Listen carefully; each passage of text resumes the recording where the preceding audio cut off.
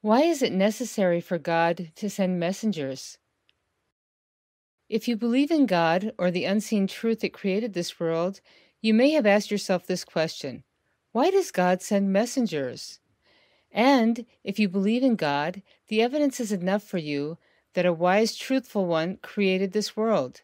But you may still ask yourself this question: why does God convey instructions to one specific person about what others do? Now, if you reject the existence of messengers, it's either because you base your perception of religion on its supposed representatives, or you believe it relies on misconceptions rather than evidence.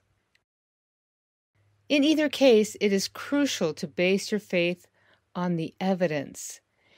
And in order to answer these questions about why God sends messengers and why there is a need for them, requires understanding the purpose of our creation. Those who believe in God's existence also believe in his attributes such as absolute mercy and absolute wisdom. Absolute wisdom indicates that there is wisdom behind the creation of man and that God created us for a specific purpose. Therefore, the creation of man certainly has wisdom behind it.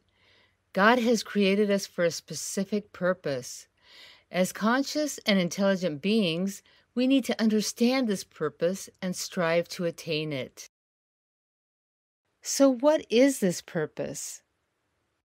Sayyid Ahmed Alhasan says in his book, The Ideology of Islam, the purpose of creation is to know God. This cannot be achieved for the majority of people in this world without God appointing an individual whose task is to convey knowledge and inform the people about God. Neglecting to take an action that would achieve this goal, while being able to do so, would defeat the purpose. This is a contradiction that cannot originate from the absolute wise one. The appointment of God's vicegerent, whose job is to inform people of God, his religion, and his will, is necessary because it achieves the goal of creation, which is to know God. So the appointment must occur. Therefore, the absolute wise one must appoint the vicegerent for people to come to know God, and this is the purpose of creation. Sayyid Ahmed Alhasan then adds further evidence, which shows that having a vicegerent of God on the earth at all times is inevitable. He says, the absolute knowledgeable world ruler must instruct the subjects of his kingdom to carry out his wishes, because he's the most knowledgeable about what is best for his kingdom and its inhabitants. If the ruler did not send instructions, people would use ignorance as an excuse for their actions, so not instructing his subjects would be foolish rather than wise. And foolishness does not come from the absolute wise one. In order to achieve the goal of carrying out God's wishes in his kingdom, he must convey his instructions and wishes to his subjects so they can apply them. Now, if the kingdom exists, but the ruler is not present among the subjects of his kingdom, an intermediary needs to be present to achieve the ruler's goal. The intermediary would have to communicate with the ruler to know his wishes and receive inspiration. It would not make sense if God did not appoint a vicegerent or intermediary, despite being able to.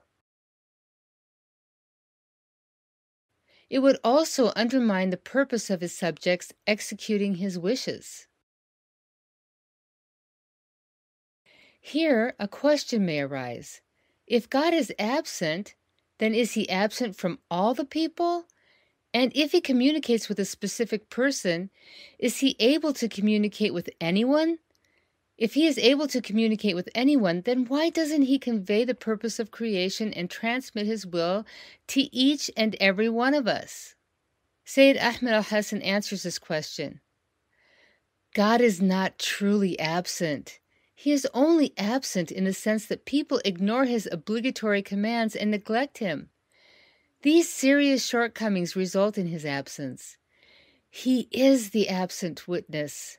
Any human being can be sincere, communicate with his Lord, and know his will when God reveals the unseen to him.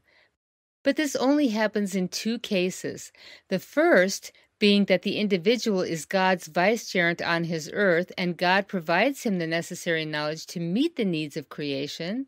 This knowledge is the knowledge that is given to the vicegerent by God, and it is based on his mission and his rank or status.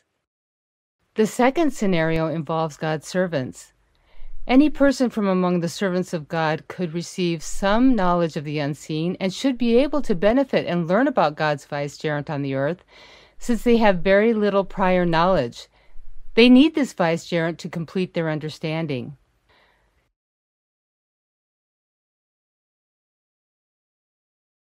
But why are prophets dispatched at certain times yet absent at others?